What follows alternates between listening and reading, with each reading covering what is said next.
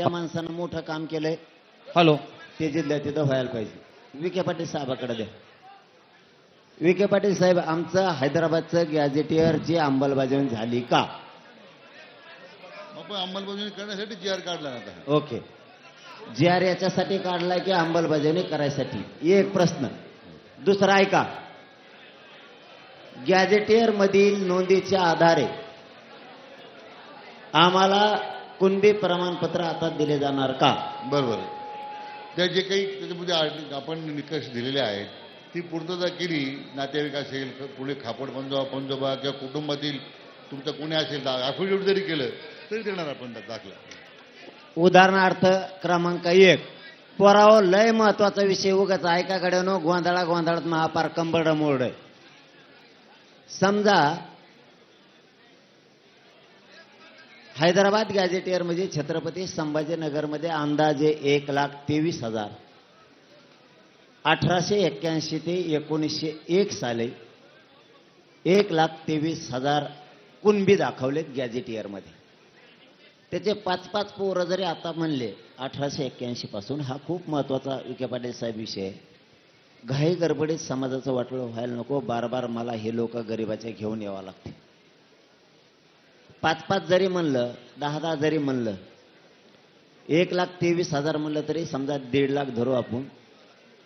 6 लाख मराठे छत्रपती संभाजीनगरमध्ये झाले. आता गॅझेटियरचं असं म्हणणं आहे 1,23,000 कुणबी आहेत आणि सध्या छत्रपती संभाजीनगरमध्ये एक बी कुणबी नाही. मग कुणबी गेले कुठं? याचाच अर्थ 1,23,000 त्या काळाचे म्हणजे आत्ताचे 6 लाख मराठे हे सगळे कुणबी आहेत.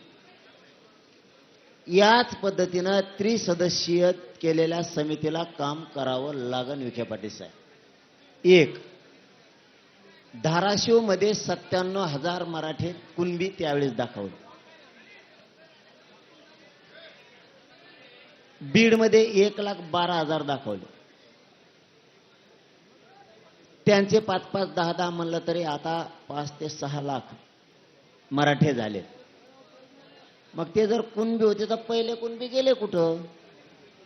मराठवाड्यातला मराठा हाच कुणबी आहे. विखे पाटील साहेब, हा आमच्यासाठीचा खूप महत्वाचा मुद्दा आहे. मराठवाड्यातले मराठे हेच कुणबी आहेत. या जीआरच्या माध्यमातून याच पद्धतीनं गॅझेटियर, कलेक्टर साहेब, तहसीलदार साहेब, नायब तहसीलदार साहेब, मुख्य प्राधिकरण याच्यावरती जो काम करणारे 2012चा कायदा, जो ओबीसी कायद्याला व्हॅलिड करतो, त्या कायद्याच्या नुसार तुमची त्रिसदस्यीय ही समिती यांच्याकडे सुद्धा हे गॅझेटियर विखे पाटील साहेब द्यावं लागणार आहे. बरोबर का ना? गॅझेटियर द्यावं लागणार आहे. आणि मग ते संबंधित त्या गावातले व्यक्ती, उदाहरणार्थ एका गावात 30 लोक आहेत, 1881, दातडं काढणारांनो नाही तर निघा ना घरी. 30 लोक आहेत एका गावात 1881 ते 1901 मध्ये. आज एका एकाला 5-5 बी म्हणलं तरी 3-5 15, 150 लोक एका गावात झाले. त्रिसदस्यीय समितीला असं काम करावं लागल. इथले मग कुणबी गेले कुठं? त्याचा अर्थ हेच कुणबी आहेत. अर्ज करावा.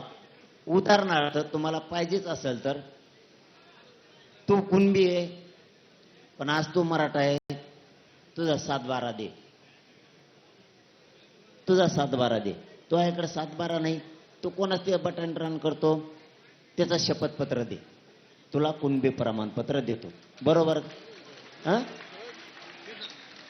आपण जे म्हणता जरगे पाटील साहेब, तेच अभिप्रेत त्याच्यामध्ये तेच अभिप्रेत आहे. त्यामुळे अशी अडचण अजिबात नाहीये काही. आणि विखे पाटील साहेब म्हणते तेच आहे मग याच्यात. बर, ही झाली एक बाजू. आता हेच करावं लागेल बरं का. पण तुम्हाला सुधारित आणखीन आदेश द्यायचे, द्या, 1-2 दिवस तुमच्या हातात येत. पण मी लास्टचं सांगतो आता, एजीआर मला लढण्यावरला विश्वास आहे. एजीआर फसवणूक करणं, येणं जाणं, लय मराठ्यांनी मुंबईत तुंबिली म्हणून वाटा लावणं, हे खूप मी बघितलं. जरी तुम्ही फसिलं तरी मराठी कदारणार नाहीत. मराठी कदारणार का? एक भाग झाला. दुसरं, आता आम्ही कापरे कोपरे बघितले, कोणत्या कोपऱ्यात कसं राहायचं काय. दुसऱ्या बारी नाही, फौजा जशा पायथ्याला नेते तशा आम्ही फौजा पायथ्याला आणून ठेवल्यासारखं करू शकतो. पण माझी तुम्हाला गप्पा रे, मला बोलून द्या. माझी विनंती, जर कदाचित काही अभ्यासकांचं म्हणणं असेल तर मान सन्मान त्यांचा म्हणून, त्यांनी जर आता अंमलबजावणी झाली, पोराय हो आणि अभ्यासकांना सांगतो एवढं बी नव्हतं राव आपल्या हातात. मला लेकराला समजून घ्या यार. मी तुमचं वाटोळं होऊन असं नाही पाऊल उचलणार. मला आयुष्यात नाही कमायचं रे काही, मला तुम्हाला कमायचंय. माझ्या जागेवर दुसरा असता करोडो रुपयांचं पदक कमवून घरी बसला असता रे. जर चुकलंच तर विखे पाटील साहेबाला सांगतो, मला उद्या परवा अभ्यासक जर येऊन म्हणले की पाटील इथं इथं फसवणूक झाली, तर विखे पाटील साहेब एकच शब्द पाहिजे आम्हाला तुमच्या, त्याचा सुधारित एक JR काढा. नाही, मी जरांगे पाटील साहेबांना एवढं सांगू इच्छितो, अतिशय विचारपूर्वक ह्या सगळ्या प्रक्रिया आपण पूर्ण केलेल्या आहे JRच्या माध्यमातून. तरी त्याच्यामध्ये एखादी शंका उपस्थित झाली तर निश्चितपणे आपण माझ्याकडे पाठवा, मी त्यांचं समाधान करीन. त्यांना असं वाटलं नाही ते बदल त्यात थोडा शुद्धीपत्रक करायचं, तसंही करू. काय आमच्या सरकार करू म्हणले. ओके, आता प्रश्न सगळे सुटले. आता शेवटचा राहिला आणि आता लगेच बंद करतो बोलायचं. म्हणजे आता उपोषण आपण काय करायचं काय नाही तर ठरवूच. पण आता एकच राहिला. विखे पाटील साहेब, आम्ही लय तिळ तडपतो गरीबात लेकरं मोठं करायला. कधी काय मागत नाही. पश्चिम महाराष्ट्राचं गॅजेटच घेतलं तुमचं आणि तर राज्यावर जबाबदारी टाकली. 15 दिवसात ते महिन्यात गॅजेट लागू करायची. मी सोडित नाही, मी आहे ना. मला विदर्भ सारखा, नीट ऐक, मी प्रत्येकाचा प्रश्नाचं उत्तर देतो म्हणजे कुणी देत नाही आजकाल. ते म्हणते जाय तिकडे मग घरी, तुला शान आहे तर. म्हणून तर समाज माया माग आहे. मी पश्चिम महाराष्ट्र, विदर्भ, मराठवाडा, खानदेश कधी वेगळं बघत नाही. पुरा महाराष्ट्र मी एक बघतो. म्हणून समाज माझ्या मागे आहे. काय रे इकडे कोपऱ्यात बोल नका रे. म्हणून मी, माझा एक शेवटचा प्रश्न आहे फक्त. विखे पाटील साहेब, आम्ही लय तर पडतो गरीबाचे लेकर. पैसे नको, पद नको, तुमचे वा करू आम्ही. चांगलं करा समाजात तुम्ही, आम्ही तुम्हाला डोक्यावर घेऊन नाचू सगळ्या. आम्हाला काय गरज नाही. आणि ते सामान साहेबाला चांगला माहिती आहे आपला कचका कसं डोक्यावर घेऊन नाचवतो आम्ही. एकदा शब्द दिले ना डोक्यावरच घेऊन नाचत होत. नाही हलून देत म्हणलं नाहीच हलून देत. तरी 2 फरार राहिले, 2 फरार राहिले, 2 आले नाही. त्यांचे 2 मंत्री आले नाहीत. नाही तर त्यांना माहिती आपण शब्द दिल्यावर मागं सरकतो का. तसं तुम्ही तुमचं आयुष्यभर राजकारण करा. काय करायचं आम्हाला राजकारणाचं फासकारणाचं. आम्हाला आरक्षणाशी मतलब आहे. एकच शब्द शेवटचा सांगतो, जर याच्यात काही झालं, पुन्हा त्या वाशीच्या गुलालासारखं जर झालं, अभ्यासकांनी वकिलांनी वाचलंय. आता वकिला सुद्धा तोंड आणि डबल जर काही बोलले आणि आता अभ्यासक सुद्धा सगळे म्हणले JR सातारा संस्थांचा बरोबर आहे, हैदराबाद गॅजेटचा बरोबर आहे, केशेसचा बरोबर आहे, बलिदान गेलेल्या कुटुंबाचा बरोबर आहे. शिंदे समिती सगळ्या व्हॅलिडिटी द्यायचे आदेश काढतील. शिंदे समिती रोज काम करणार. प्रमाणपत्र सगळ्याचे दिले जाणार. 58 लाख नोंदी ग्रामपंचायतला चिटकेल्या जाणार. हे सगळं सांगितलंय. बलिदान गेलेल्याचे पैसे आणि नोकऱ्या दिल्या जाणार. पण माझा एक प्रश्न वैयक्तिक राहिलाय, जर 4-2 दिवसांनी म्हणले, 8 दिवसांनी, याच्यात थोडं चूक आहे, दुरुस्ती करा, फसवेचा अंदाज दिसतोय, काय आहे का? कोण वाचायचं म्हणतं? आता का रातभर वाचितो का? मला असले खोडीचे लोक आवडत नाहीत. आधी वाचायला 2 घंटे दिले, टायमाला कुणाच तरी फोन आला की डबल वाचिते. नका रे, नेत्यासाठी जातीचं वाटवून नका करू. पण मी सांगतो ना पोरा होतो मला, माझा शेवटचा तेवढाच एकच शब्द आहे, जर म्हणले कदाचित असं झालं तर विखे पाटील साहेब तुमच्या घरात जीव दिवस तर मी उठणार नाही.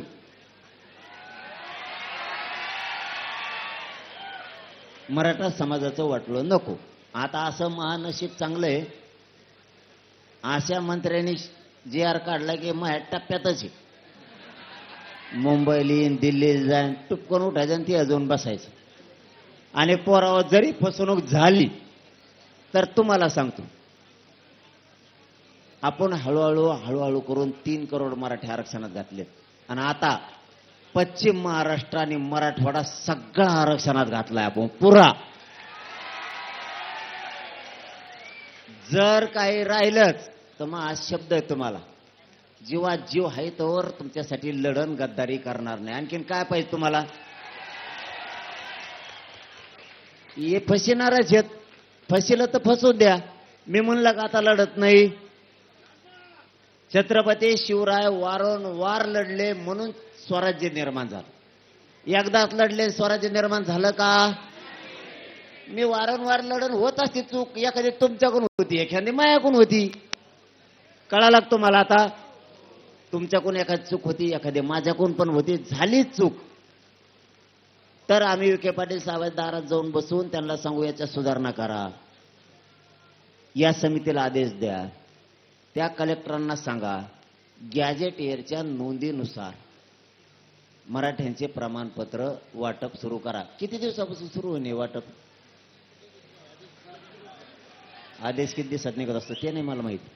आता जी आर आपण आज अप्रूव्ह केला आहे, उद्या जी आर इश्यू होऊन जाईल. आता काढला मी जी आर, आता इश्यू होईल. आता मग उद्या पुढच्या 1-2 दिवसामध्ये मी सगळ्या जिल्हाधिकाऱ्यांना सगळ्या सूचना हे म्हणते 2 दिवसात प्रमाणपत्र वाटपाला सुरुवात होईल हैदराबाद गॅझेटनुसार. मी म्हणतो 8 दिवस.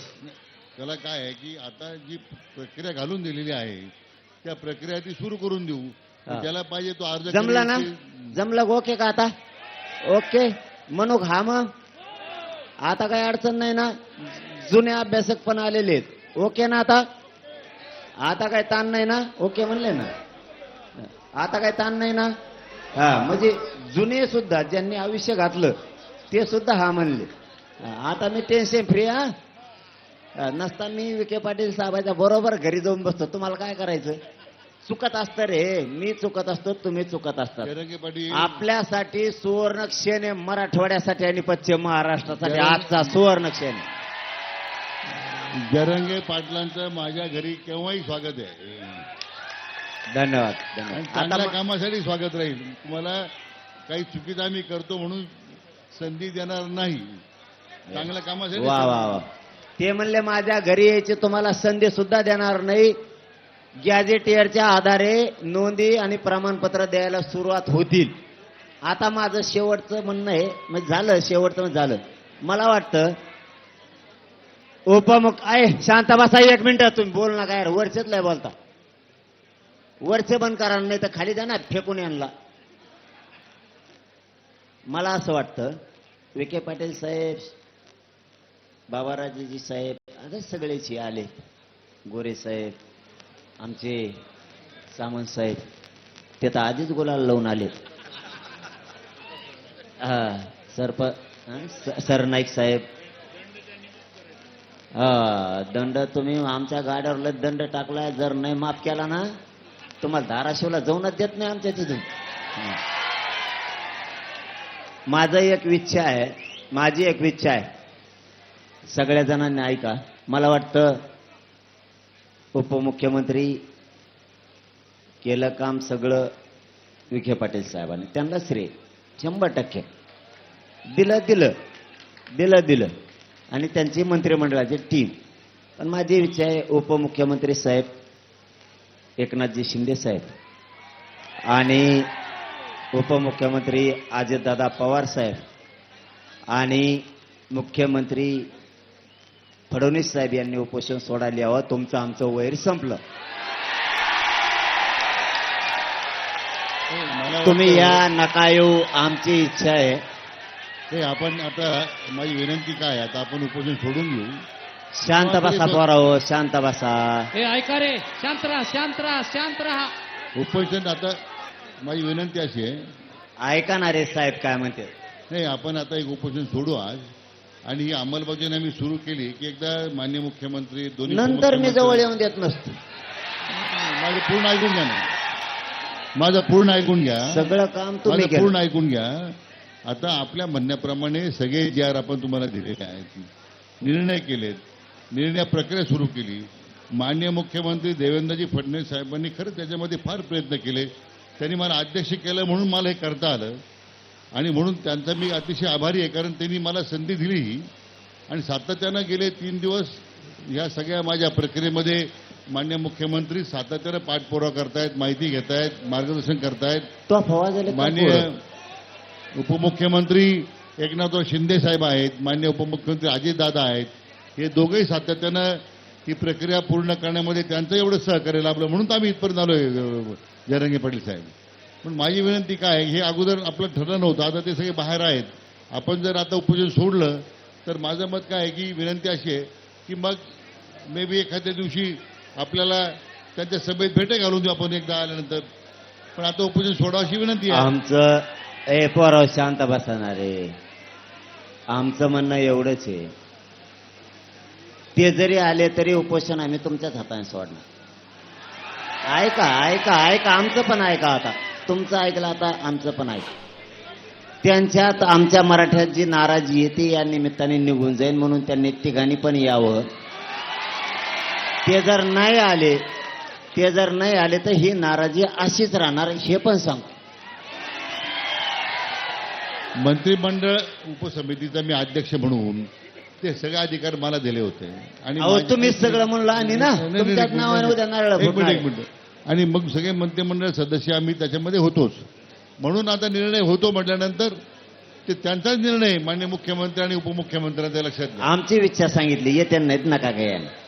नाही मनोजजी, आमची सगळ्यांची विनंती आपल्याला एवढीच आहे की ज्यावेळी उपसमितीचे सदस्य म्हणून आम्ही काम करतो किंवा अध्यक्ष म्हणून विखे पाटील साहेब काम करतात, तर ज्या ज्या बैठका आमच्या होतात त्याची सगळी माहिती आम्ही मुख्यमंत्री आणि उपमुख्यमंत्र्यांना देतो. आज जो GR आम्ही सगळ्यांनी मिळून काढलाय, विखे पाटील साहेब इथे घेऊन आलेले आहेत, याला देखील माननीय मुख्यमंत्री देवेंद्रजी फडणवीस, माननीय उपमुख्यमंत्री एकनाथजी शिंदे आणि अजितदादांशी संबंधित असल्यामुळेच आम्ही इथं आलेलो आहे. तर आमची सगळ्यांची, कारण आम्हाला उपसमिती करत असताना कॅबिनेट मंत्रिमंडळाचे अधिकार माननीय देवेंद्रजींनी ह्या दोघांनी दिले, त्याच्यामुळेच विखे पाटील साहेबांना हे करता आलंय. तर आमच्या सगळ्यांच्या वतीनं आपल्याला विनंती आहे की आपण आपल्या देखील प्रकृतीचा विचार करून आपण हे उपोषण मागं घ्यावं, ही आपल्याला आम्ही विनंती करतो. आमचं एवढंच म्हणणं होतं की त्यांच्यातली आणि आमच्यातली नाराजीची कटुता कमी व्हावा म्हणून, ते यावा म्हणून नाही. मी कोतवालाच्या हाताने उपोषण सोडायला बसलोय. ते कटुता असती ती कमी व्हावा म्हणून. नाही आले तर नाही आले, असं काही अडचण नाही. पोराय हो, नाही माझी अडचण काय आहे? उपोषण सोडायचं का? सोडा.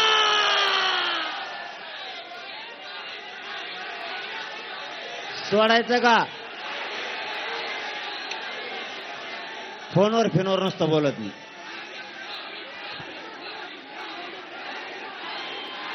उपोषण सोडायचं का? सोडायचं का नाही? काय म्हणते? थांबा थांबा थांबा, शांत व्हा शांत व्हा. थांबा रे, थांबा. नाही,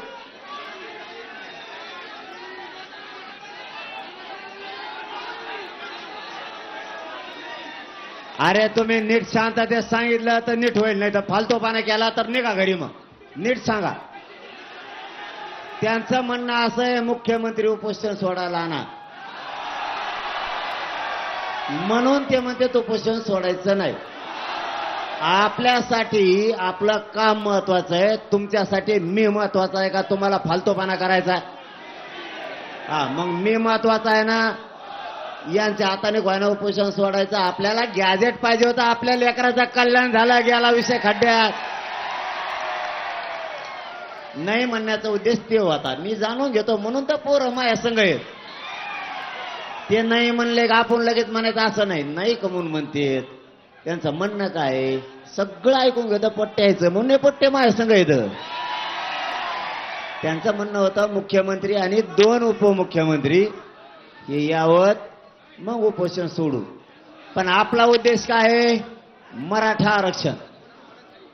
ते मिळालं बाद झालं. एखादा येत नाही का मरो का मग इथं बसून मी? मग हे बी कळायला पाहिजे तुम्हाला. त्यांना यायचंच नाही समजा आपलं मराठीचं उपोषण सोडायला. का मारता का मला? सोडू का आता? ओके चला धन्यवाद. दम्मानी गावाकडे जायचं. आपल्यासाठी आजचा आपल्यासाठी सोन्याचा दिवस आहे. सोन्याचा.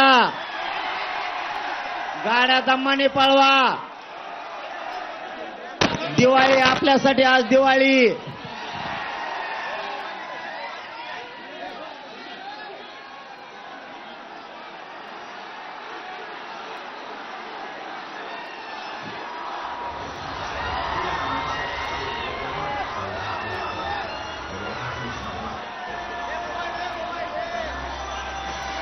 पोराव एक मिनिट थांबा रे.